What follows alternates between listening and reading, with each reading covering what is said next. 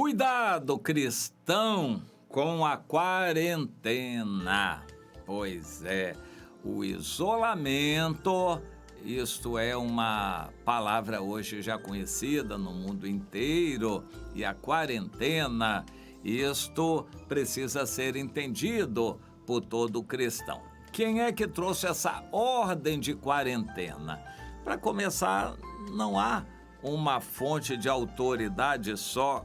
Existe um espírito vigente no mundo que aparentemente influencia e representa a maioria das pessoas, que entendeu isto.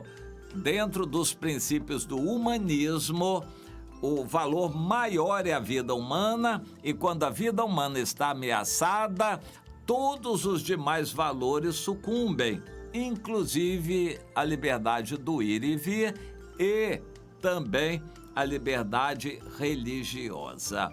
O Supremo Tribunal Federal do Brasil, que é bem conhecido dos evangélicos, já se pronunciou. O direito religioso está subordinado ao bem geral, ou seja, dentro do humanismo, a vida humana é o maior valor, e para preservar a vida humana quando esta corre risco, o direito religioso sucumbe, fica tolhido em segundo plano. Portanto, é lícito e válido, segundo o Supremo Tribunal Federal no Brasil. Mas também em muitas partes do mundo é lícito qualquer governo proibir a religião. Isso acontece em grande parte dos países do mundo já. A China, a Rússia, a Índia e uma série de outros países estão debaixo de leis proibindo atividade religiosa. Mas isso aconteceu no Brasil também. Em muitos lugares isso aconteceu. Agora está começando a ter um pequeno alívio, mas aconteceu nos Estados Unidos também. O prefeito de Nova York determinou o fechamento dos templos, e se houvesse resistência e rebeldia, ele ameaçava fechar para sempre os templos em Nova York. Veja qual a arrogância deste homem, o de Blasio, prefeito de Nova York. Mas em nome de quê? Em nome de quem? Eles estão falando em nome do bem comum, em nome da humanidade, em nome do povo, em nome da maioria, em nome da ciência, em nome da preservação da saúde, em nome da preservação da vida.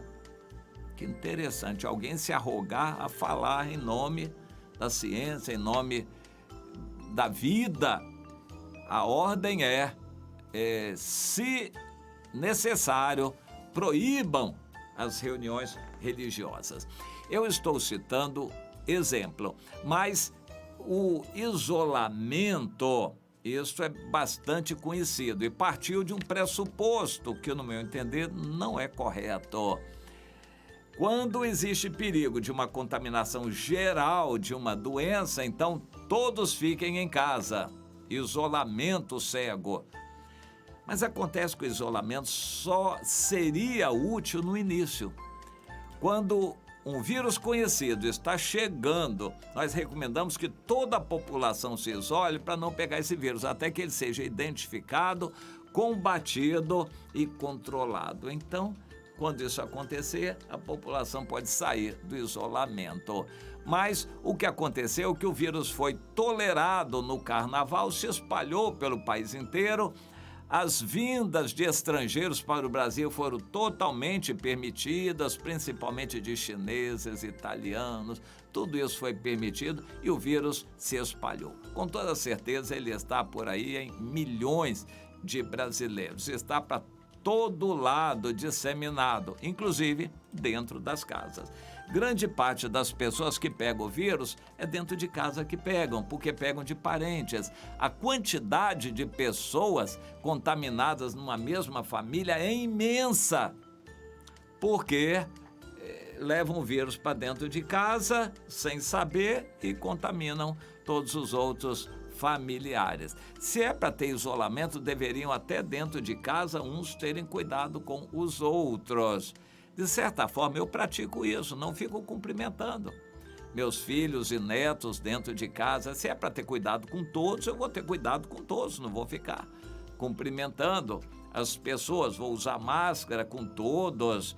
É uma questão de coerência, mas isto não resolve mais. Em nossos dias, um isolamento não resolve. Mas então, por que existe? Porque ele atende a interesses políticos, ele atende a interesses do príncipe deste mundo, do diabo, que é isolar os crentes, insiste em continuar contaminando as pessoas, porque a melhor maneira de contaminar as pessoas é mandar trancar as pessoas dentro de casa para que os bons sejam contaminados pelos que já pegaram a doença. Tudo isso atende a outros interesses, porque os governantes, alegando a existência do perigo, instalam hospitais novos, hospitais de campanha, compram aparelhos e equipamentos e álcool e produtos e remédios sem licitação. Ou seja, no Brasil, os políticos, os governantes têm muito interesse em que esse vírus continue. Existe uma TV que aumentou em muito a audiência porque só fala do vírus. Então, ela não quer que o vírus acabe, porque senão a audiência vai diminuir. E por aí afora. Existe muita gente no Brasil que está lucrando de uma maneira ou de outra com a doença. Eles não querem que a doença acabe. O diabo está rindo à toa. A medida de isolamento é cerca de 50% no Brasil.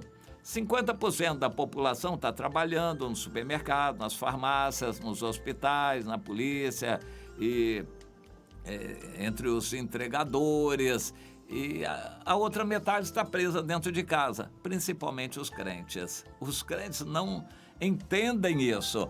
Agora, por que veio uma situação tão drástica contra nós, contra os evangélicos, como esta indústria da pandemia? Porque Deus permitiu. Mas por que Deus permitiu? Só para a gente não ir aos templos, para acabar com a atividade religiosa nos templos? É exatamente isso. Deus permitiu para que as pessoas não vissem no templo a salvação. A salvação está em Jesus. E a igreja são os irmãos, e não o templo, e não a reunião. O evangelho de reunião é um evangelho fictício, artificial, enganador. As pessoas crentes se acostumam em achar que está tudo bem porque elas estão indo à igreja. Elas não estão indo à igreja, estão assistindo um show religioso. Não há salvação nisto, em ir à igreja. Você tem que ser uma pessoa de comunhão com Deus e com seu irmão. Ir à igreja não é agradar a Deus. Vamos procurar entender essa situação. Aí Deus está permitindo. Mas ao invés de se voltarem para Deus, os cristãos estão espirrando. Sabe como é que a gente segura a água na mão e começa a apertar? A água espirra entre os dedos. Daqui a pouco a gente vai ver, está só com a mão úmida, mas a água já foi toda embora. Ela espirrou. Os crentes vão para casa, não é para se consertarem com Deus. Eles estão esperando a pandemia passar para eles poderem voltar àquela vida religiosa antiga nos templos. Mas isso não vai acontecer, porque essa pandemia não vai passar, não é assim, ela vai deixar o rabo dela, isso vai durar por muito tempo. A atividade religiosa nos templos também não vai ser nunca mais livre, ela vai continuar toda cerceada, debaixo dos olhares das autoridades e da fiscalização dos poderes do anticristo.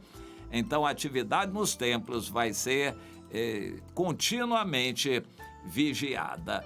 Bom, mas os crentes em casa também não estão se concentrando em buscar a Deus, em orar, se aprofundar no conhecimento da Bíblia, em manter contato com seus irmãos para manter a comunhão, dar relatório da sua vida ao seu líder. Cada cristão deveria, pelo menos uma vez por semana, dá relatório da sua vida ao seu líder. Dá relatório, dizer como está, contar seus pecados, confessando-os, pedir orientação, orar junto com o seu líder, buscar orientação de estudos bíblicos, da leitura da Bíblia, tirar dúvidas sobre a leitura da Bíblia. Cada cristão deveria, pelo menos uma vez por semana, o bom é todo dia, mas pelo menos uma vez por semana, ter um contato com o seu líder para ser discipulado, dar relatório e receber orientação. Os templos atrapalhavam tudo isso. Tinha gente que se limitava, crentes que se limitavam a ir de vez em quando à reunião da igreja e achavam que isso era suficiente para a vida cristã. E Deus está dizendo não, não e não. Mas, como a água espirra entre os dedos, crentes estão até gostando disso. Principalmente quem é funcionário público, quem tem emprego garantido, área de saúde, militar e uma série de outras profissões que têm o salário garantido, estão gostando de ficar em casa. Você que conhece o Brasil sabe que militar, policial, civil, todo esse pessoal que tem emprego garantido, que se ficar em casa vai continuar recebendo igual, eles estão aos montes sendo contaminados. Claro que nem todos é verdadeira essa situação, mas eles arranjam um jeito, fingem. Então chega lá, né, na repartição, o chefe, o sujeito tossindo, estou com uma dor de cabeça. O que o chefe vai fazer? Todo mundo sabe. Meu amigo, fica em casa 15 dias. Ele sai, oba, era isso que eu queria. É assim que está a situação. No Brasil, quem tem emprego garantido, quem tem salário garantido, está até gostando de ficar em casa. Tem um dinheirinho garantido no fim do mês para comprar, isso não estão nem ligando para o restante do povo que está sofrendo. Infelizmente é assim. Profissionais de saúde, aos montes estão baixando, uns verdadeiramente e muitos aproveitando a situação. E por aí vai, porque nós estamos no Brasil. Mas e o Evangelho? Bom, muitos crentes que iam à igreja só de vez em quando para dar satisfação ao pastor, aos líderes, agora estão gostando. Em casa, eu perguntei a um pastor e eu fiquei muito triste com isso. Meu irmão, como é que está a igreja? Meu irmão, está fechada, as igrejas estão fechadas. Eu já fiquei triste. Aí ele arrematou jogando a pá de cal. Ele disse, os crentes agora estão virando crentes online. Muitos já não queriam mesmo ir à igreja, agora estão se contentando em assistir de vez em quando o culto. São telecrentes. Assistir o culto. Como as igrejas pequenas não têm condição e eles não vão participar com as suas igrejas, eles vão assistir. Hoje tem um monte de alternativas na televisão, na internet, de cultos, alguns enfeitados com celebridades, gente famosa, pregadores que choram, emocionam, falam bonito. Os crentes podem até escolher o tipo de culto que vão assistir na internet ou na televisão e a comunhão, a prática da religião verdadeira, eles já não faziam, não queriam e não vão fazer isto. Mas eu quero arrematar dizendo, a religião verdadeira continua sendo, segundo a Bíblia, Tiago 1,27, sair da sua casa e visitar. Ah, não, mas é quarentena. Meu irmão, se você ficar em quarentena espiritual, vai para o inferno, porque não vai praticar a religião verdadeira. É visitar. Se você não for visitar seus irmãos que estão carentes, necessitados, que estão precisando. Ah, mas esse vírus vai pegar. Meu irmão, se você não praticar a religião verdadeira, a desculpa do vírus não vai livrar você do inferno. Quem não der fruto, não vai ter salvação. Aquele que não pratica a religião verdadeira não agrada a Deus. Mas, em troca, os crentes estão fazendo o que na quarentena? Você sabe. Alguns assistindo pornografia, um monte com o olho lá na TV Coronavírus para se atualizar com as novidades, muitos gastando horas e horas no celular para ver abobrinha, reciclar e reenviar curiosidades, novidades, coisinhas bonitinhas, coisas que eles gostaram, perdendo tempo. Quem é que está se aprofundando na Bíblia, em oração, em evangelização?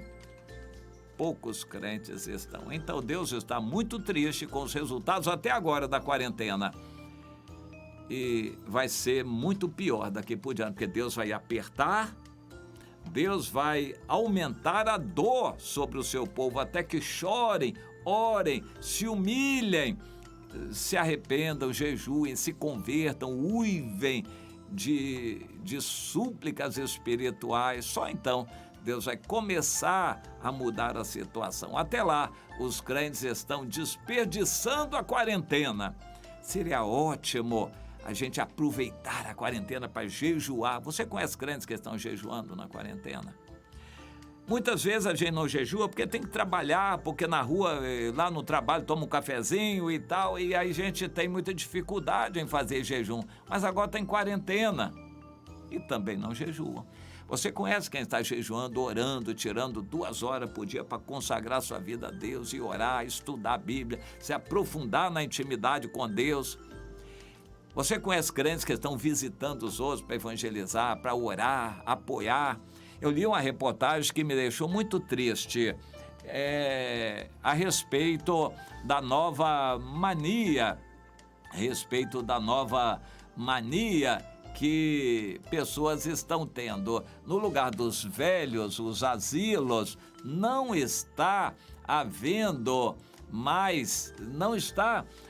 mais visita dos parentes. Raramente um parente vai visitar o seu idoso nos asilos. Já pensou como é que está a situação dos idosos?